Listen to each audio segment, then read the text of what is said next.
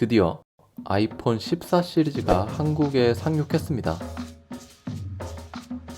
이번 14 프로 구매를 앞서 정말 많은 고민을 하였는데요. 제가 13 프로를 사용하고 있는 입장에서 과연 14 프로로 변경해야 할 메리트가 있을까 하는 부분에 대해서 엄청나게 고민이 되었기 때문이죠. 하지만 고민은 배속만 늦출 뿐이라는 결론을 내리고 일단 저질러 봤습니다.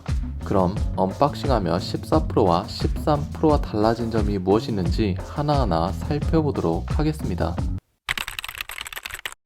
우선 제가 이번에 선택한 모델은 아이폰 14 프로 256기가 실버 색상입니다. 이전에 사용하던 폰은 어두운 색상을 사용해서 그런지 이번에는 산뜻한 실버 색상이 사고 싶었습니다. 아이폰 14 프로의 시그니처 컬러는 딥퍼플이긴 하지만 결국 본인이 사고 싶은 걸 사는 것이 정답이니까 말이죠. 이번 14 프로의 실버는 화이트라고 생각하시면 될 것 같습니다. 측면의 스테인리스 스틸 부분도 거울처럼 반짝거리며 고급스러움을 더해주는 요소였습니다. 구성품은 이제 다들 아시죠?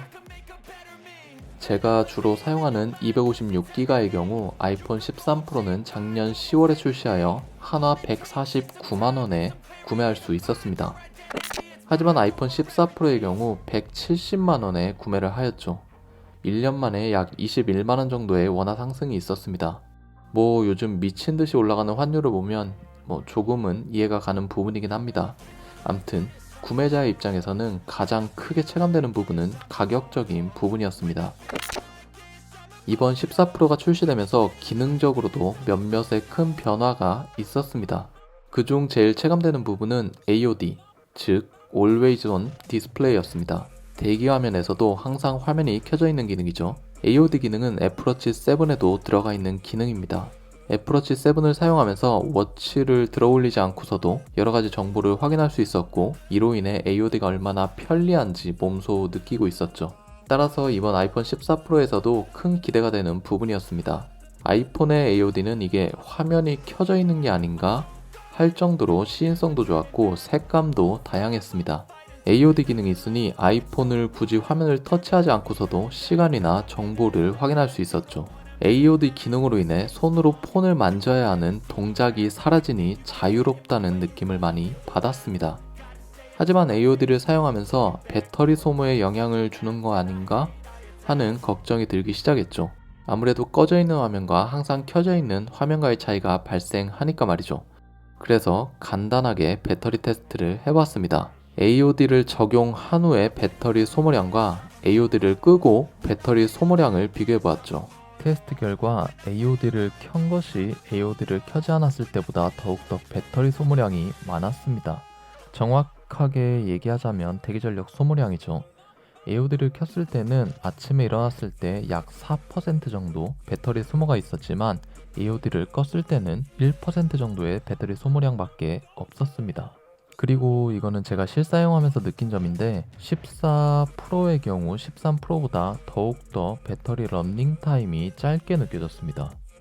이게 동일한 조건에서 제가 테스트를 한 건 아니기 때문에 정확하게 이게 맞다 아니다 라고 얘기를 할 수는 없지만 이번 14 프로를 구매하고 나서 오늘 하루 정도를 사용했을 때 배터리 잔량이 25%로 굉장히 낮았습니다. 이게 아무래도 제 생각에는 AOD와 그리고 다이내믹 아일랜드라는 이 설정 때문에 아무래도 배터리 소모가 더욱더 많은 게 아닐까 하는 그러한 생각이 들었습니다. 이번 아이폰 14 프로부터 노치가 사라지고 다이내믹 아일랜드가 적용되었습니다. 애플은 요상하게 뚫려있는 이 홀에 멋지게 네이밍을 붙여버렸죠. 그리고 UI를 통해 그럴싸하게 포장해버렸습니다. 잠시 다이나믹 아일랜드를 좀 살펴볼게요. 다이나믹 아일랜드는 애플의 몇 가지 순정앱에서 작동을 합니다. 그리고 최대 2가지의 앱 정보를 실시간으로 보여주죠. 저는 잠시 만져보았는데 좋았던 점은 상단의 위젯이 정보를 표시해주는 점과 그 부분을 터치해서 앱으로 바로 들어갈 수 있는 부분은 좀 유용하다고 생각되었습니다. 하지만 신기하다 정도였지 이게 과연 꼭 필요한 기능인가? 하는 질문에 대해서는 아직까지 물음표입니다.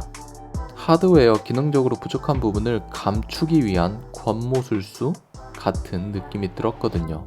속된 말로 일단 유명해져라. 그러면 펄사도 박수를 쳐줄 것이다 라는 말이 딱 떠올랐습니다. 애플이기에 혁신이다 라고 말할 수 있는 느낌이 들었거든요. 뭐 저 역시 앱등이기 때문에 박수를 쳐주고 있지만요. 하지만 앞으로 추가적인 앱이나 서드파티 앱에서 이 부분을 어떻게 활용할지 더욱더 기대되는 부분입니다. 외관의 가장 큰 차이는 아무래도 후면의 카메라 섬이 엄청나게 커졌다라는 점과 그에 따라 카메라 높이도 그만큼 높아졌다 라는 부분이겠네요. 근데 두 폰을 비교해보니 진짜 커지긴 엄청 커졌습니다. 사실 아이폰 13 프로를 구매할 당시에도 카메라 섬이 전작 대비 더욱 커져서 비난을 좀 받았었는데 애플은 아랑곳하지 않고 14 프로에는 더욱더 큰 카메라를 심어버렸습니다.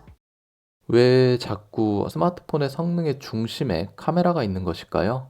물론 사용자의 입장에서 점점 발전해 나가는 점은 반길 만한 일이겠죠. 하지만 매년 해가 거듭될수록 점점 커져가는 카메라 사이즈로 인한 예전 애플 디자인 감성이 많이 후퇴된 것은 사실이라고 생각합니다. 저는 아직까지 디자인적으로는 싱글 카메라를 탑재한 아이폰 8 그리고 듀얼 카메라를 가진 아이폰 XS가 훨씬 더 이쁘다고 생각합니다. 트리플 카메라를 달고 나서는 후면 디자인 손해를 많이 봤다고 생각하거든요. 하지만 사용성에 있어서는 초광각, 광각, 망원 세 가지의 렌즈를 모두 잘 활용하고 있다 보니 디자인만을 보고 이전 모델로 돌아가기가 쉽지는 않죠. 암튼 외관은 하루빨리 뇌이징이 되어야 할 것 같습니다. 앞서 카메라 외적인 부분에 대해 살펴보았다면 이번에는 14 프로의 카메라 성능이 얼마나 좋아졌는지 간단하게 확인해 보겠습니다. 크게 차이점을 느끼지 못하였습니다.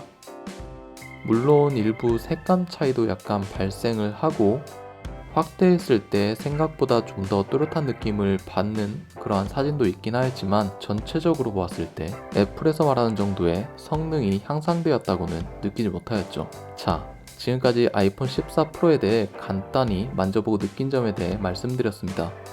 어떻게 보면 AOD나 다이내믹 아일랜드, 칩셋 등 많은 부분에 개선이 있었지만 또 다른 시선으로는 아이폰 13 프로에서 14 프로로 굳이 변경해야 할 이유가 있을까? 라는 질문을 던질 수도 있겠네요.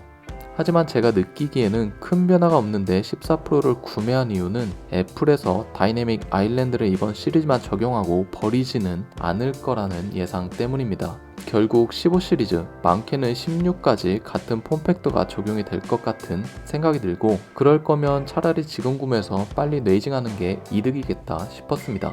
뭐 제가 아직까지 사용한 지 며칠 되지 않았기 때문에 첫 느낌 정도로 생각해 주시면 감사하겠습니다. 좀 더 사용해보면 확실히 14 프로만의 장점이 생길지도 모르겠네요. 오늘 영상은 여기까지입니다. 제 영상이 조금이나마 도움이 되셨다면 구독과 좋아요 부탁드립니다. 감사합니다.